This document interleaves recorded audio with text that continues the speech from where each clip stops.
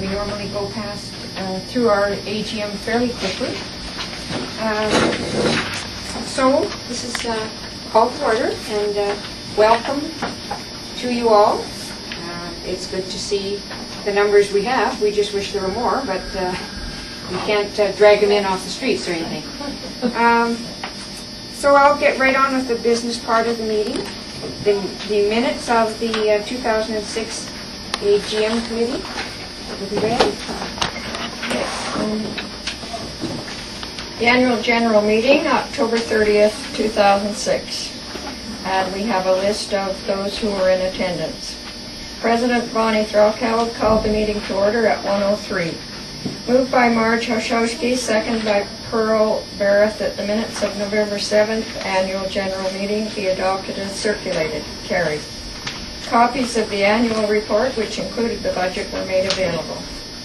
In the Treasurer's report, George Anla noted that gaming grant was less than we had applied for, and that left us with a shortfall of $16,000 for this year. Therefore, it was necessary to access funds we had put aside for a larger facility. Moved by George Anla, second Eve Lemke, that the budget for the upcoming year be accepted as presented. Carried. Bonnie then went over the annual report and reviewed the programs we offer, highlighting the number of seniors served and the number of volunteer hours put into each program last year. The list of nominees to the board was presented. In addition to those on the board last year, Vera Lean, Ron Reddycliffe, and Ernie Martin agreed to let their names stand. Due to an oversight on the part of the secretary, Betty McLeod's name was omitted from the list of nominees. Moved by Bonnie Threlkeld, second by Bob Priest, that Betty McLeod be put back on the board members. Carried. Moved by Liz Backlund, second Pat Morkey, that the meeting adjourn at 1:25. Carried. Refreshments were served. Speaker Gary Brook arrived at 2 o'clock. Following a brief introduction, he spoke about estates and the making of wills. The talk was very informative and easily understood. Mr. Brook's expertise was evident. He answered the variety of questions from the floor. Are there any errors or omissions? Would someone like to move adoption of the minutes as read? Seconder? Yes. All in favor? Okay.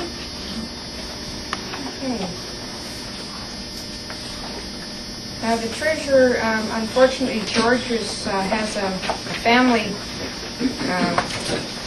commitment today, so he's not able to be here. The financial statements are in the annual general report here in a condensed form.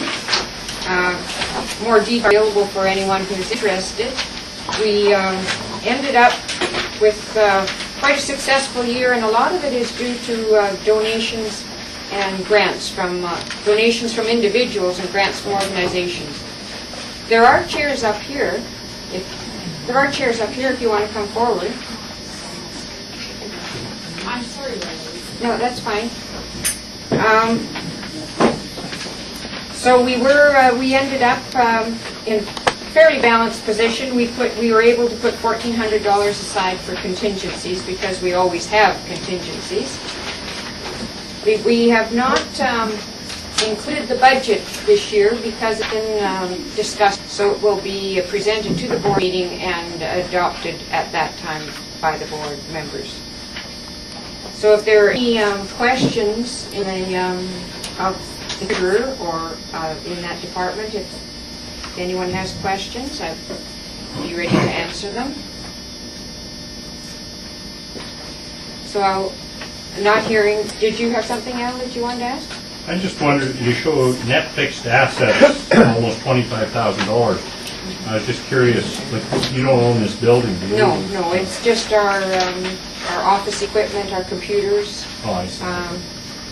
Piano and that kind of, the equipment that we have, the dishwasher is ours, that kind of thing.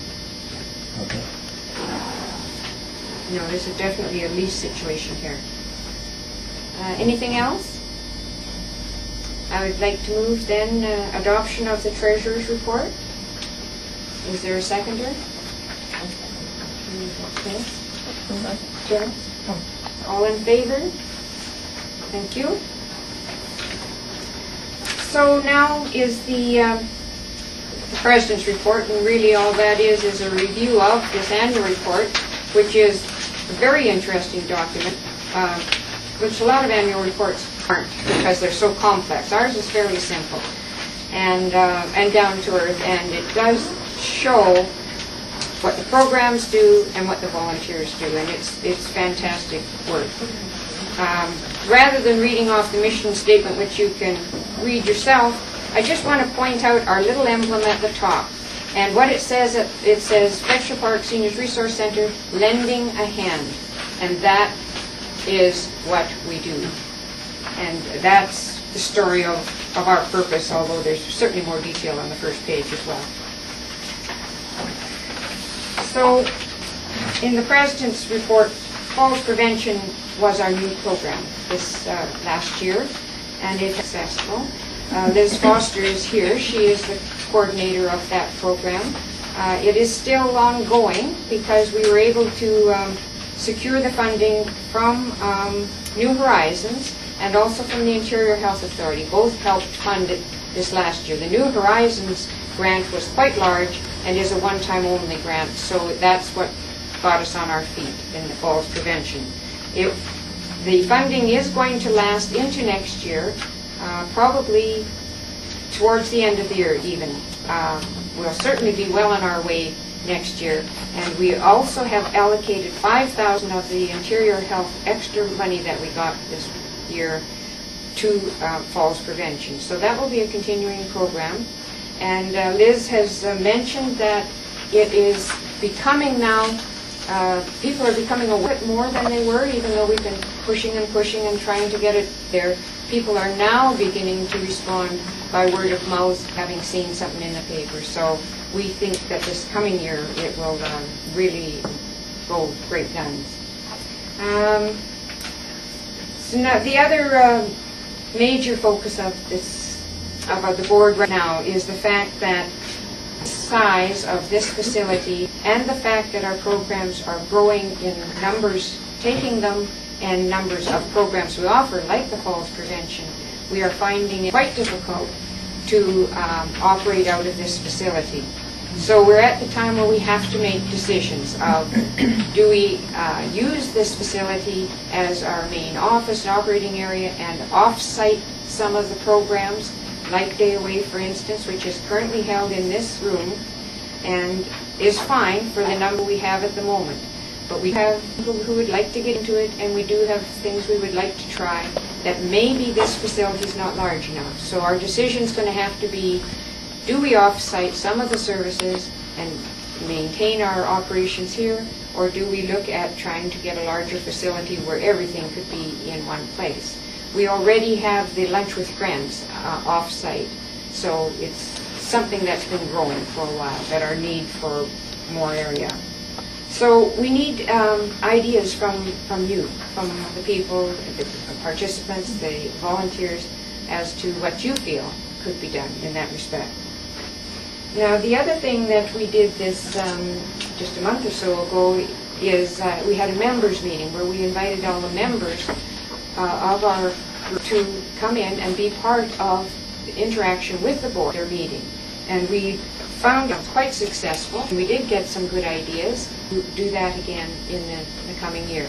We're not sure how often we'll schedule them, but we're going to have another one for sure, and then we'll see how that works out and how much the members will be involved. We really appreciate input from the members, and it's just been the habit of the board to just have the board members be at their meetings, although they certainly are open, that the members just weren't aware when they were being held and that their opinion wanted.